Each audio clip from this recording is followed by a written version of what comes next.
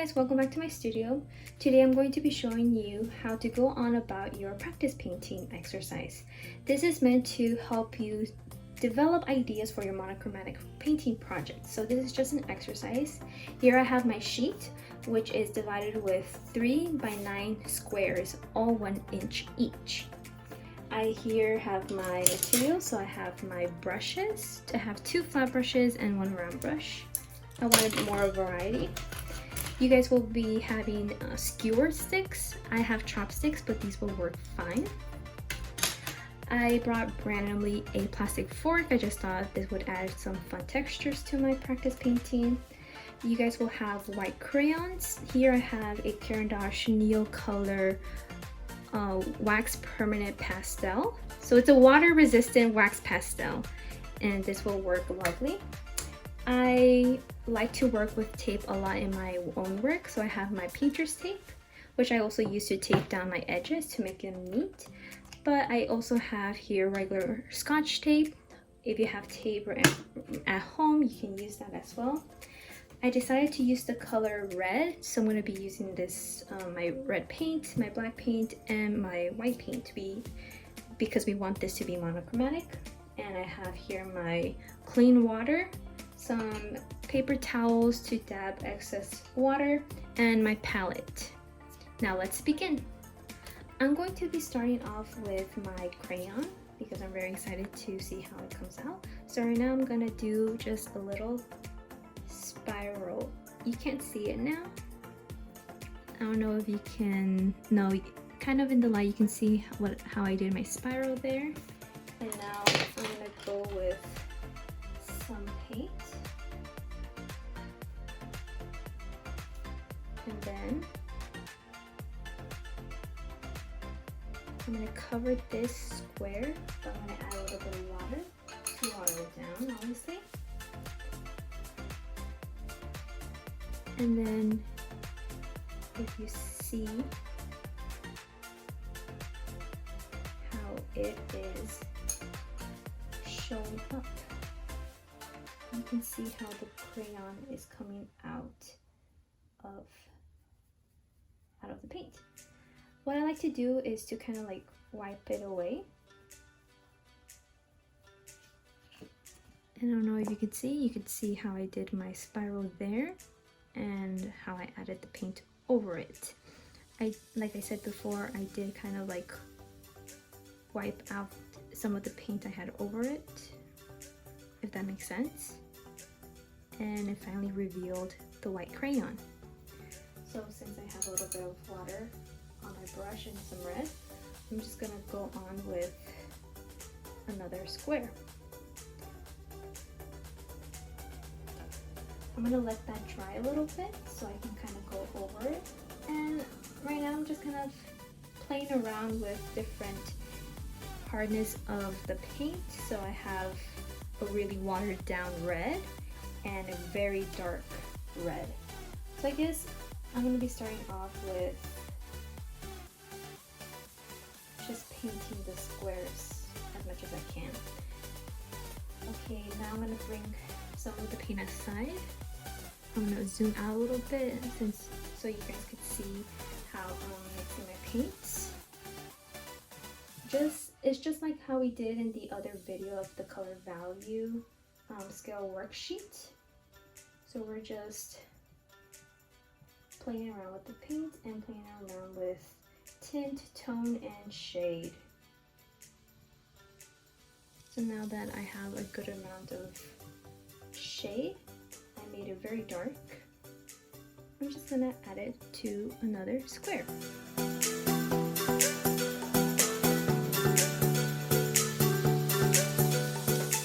This is why I like having something taped down at the edge, because I am a messy painter, so this really helps me keep my paper clean.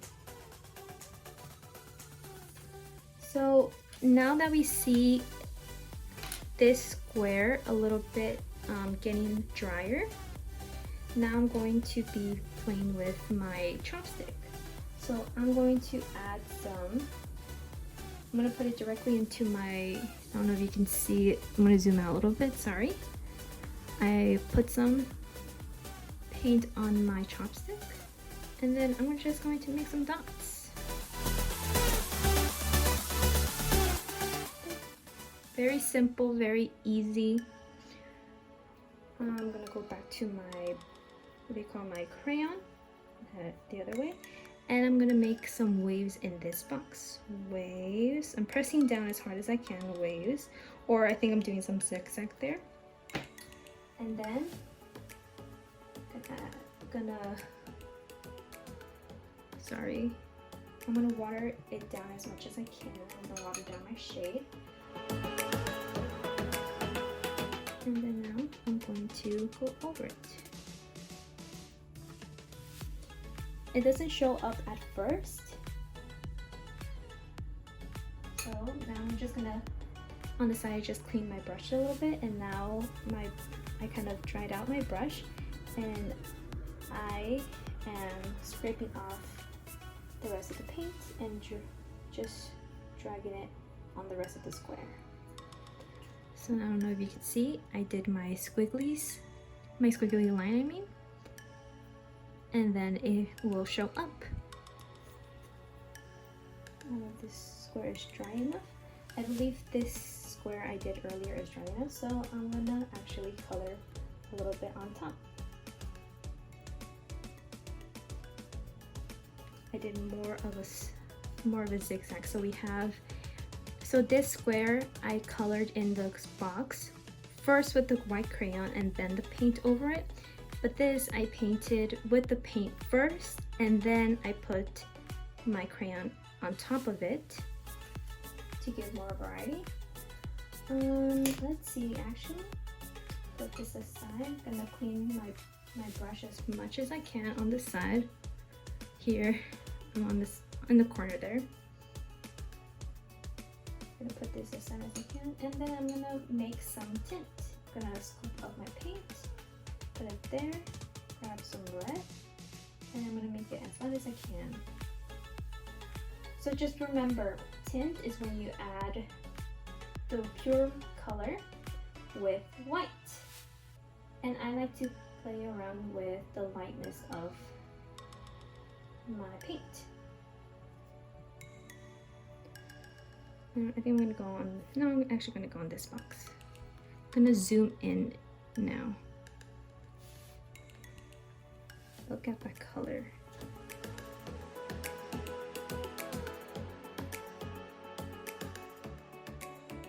I'm gonna let that dry a little bit. And I think I am, actually, let's have fun with wet on wet paint.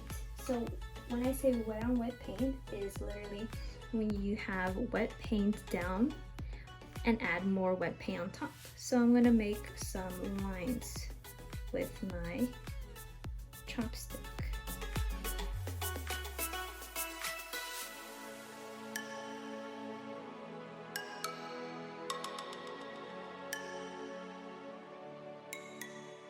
And now I made like a little type of grid.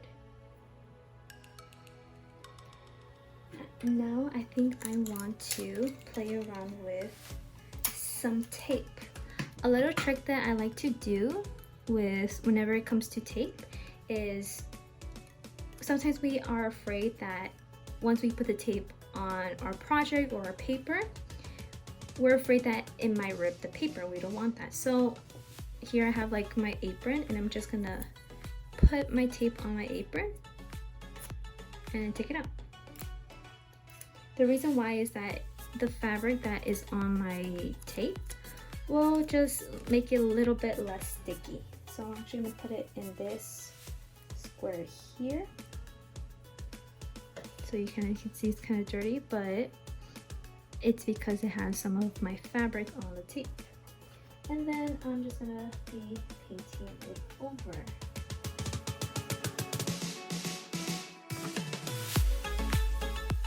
And we'll just wait for it to dry out. So as you can see, you can play around with your squares and develop more ideas and more designs for your monochromatic painting. This is here to help guide you with your ideas, as I said earlier. And don't forget that you're not limited to the 3 colors of your little trays that you got in your art kit.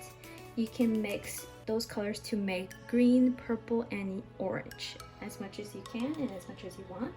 So I'm going to be continuing with my other designs, and I will show you when I'm done.